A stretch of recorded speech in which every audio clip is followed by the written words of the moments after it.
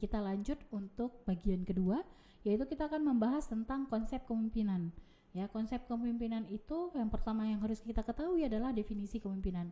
Dan seperti yang teman-teman tahu bahwa definisi kepemimpinan itu pasti setiap orang memiliki definisi yang berbeda-beda, dan di dalamnya itu ngarahnya ke dalam satu tujuan, yaitu mendeskripsikan apa itu kepemimpinan, seperti itu. Yang pertama, kepemimpinan itu proses di mana seorang agen itu berarti si pemimpin itu mendorong orang lain ataupun bawahannya untuk berperilaku dengan cara yang dia inginkan. Misalnya, saya pengennya bawahan saya itu bekerja dengan cara saya, yaitu dengan harus yang satset, nggak boleh leyeh-leyeh.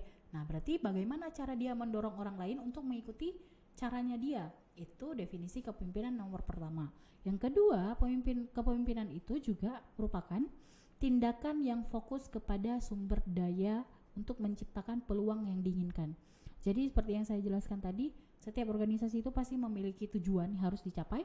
Nah, di sini bagaimana si pemimpin ini bisa memfokuskan sumber daya di mana ada peluang yang harus dicapai. Dia tahu peluang apa-apa aja karena gunanya untuk mencapai tujuan. Yang ketiga, seorang pemimpin itu harus bisa mengarahkan, mengkoordinasikan pekerjaan anggota kelompoknya. Jadi teman-teman misalnya dalam satu kelas, kemudian teman-teman membagi beberapa kelompok. Di dalam beberapa kelompok tersebut teman-teman membagi tugas. Nah, itu adalah tugas pemimpin. Oh, jangan sampai ini terlalu kecil tugasnya, yang sana terlalu banyak tugasnya, yang sini malah nggak ada tugas apa-apa. Berarti kan pengarahan ataupun koordinasinya itu tidak efektif dan efisien, sehingga apa? Itu yang harus dikerjakan oleh seorang pemimpin. Kemudian yang keempat, hubungan antar pribadi di mana orang lain mematuhinya karena ingin, bukan karena harus. Jadi seorang pemimpin itu harus bisa membangun hubungan antara dirinya dengan orang lain ataupun bawahannya. Gimana caranya dia memotivasi orang lain untuk bekerja karena mereka ingin, bukan karena harus. Itu contohnya misalnya ketika kita mau bekerja, karena kita mau bekerja, bukan karena kita disuruh untuk bekerja. Dan itu outputnya akan berbeda, seperti itu. Kemudian yang kelima, kemampuan untuk mendapatkan hasil dan kemampuan untuk membangun tim, di mana itu akan mewakili dan bagaimana kepemimpinannya.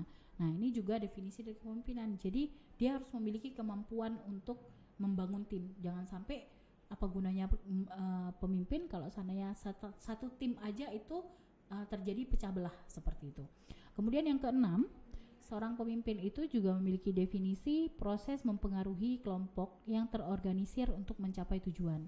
Jadi terorganisir maksudnya tertata dengan baik, ya. Gunanya untuk apa? Untuk mencapai tujuan. Jangan sampai dia nggak bisa melakukan ataupun memberikan pengaruh untuk orang lain. Sama ketika juga teman-teman ketika ada kampanye, itu pasti proses mempengaruhi untuk mengikuti suara dia, mengikuti pilihan dia, seperti itu. Kemudian yang ketujuh, menciptakan kondisi agar tim menjadi lebih efektif, ya. Itu juga definisi dari kepemimpinan. Kemudian yang terakhir, teman-teman, kepemimpinan itu adalah suatu bentuk penyelesaian masalah sosial yang kompleks. Nah, teman-teman, seperti yang teman-teman tahu bahwa untuk berada dalam suatu perusahaan ataupun organisasi, kita pasti dihadapkan dengan berbagai macam permasalahan, dan ini cukup kompleks, sehingga apa? Seorang pemimpin harus bisa menyelesaikan masalah-masalah yang terjadi dalam organisasi, baik itu masalah pribadinya, maksudnya masalah kepemimpinannya, masalah bawahannya, atau masalah perusahaannya dengan mitranya dan lain sebagainya, seperti itu. Seperti itu aja teman-teman terkait dengan definisi kepemimpinan, yang dimana definisi ini dijadikan sebagai konsep-konsep dalam kepemimpinan. Akan kita lanjutkan materi di section ketiga setelah ini. Terima kasih. Assalamualaikum warahmatullahi wabarakatuh.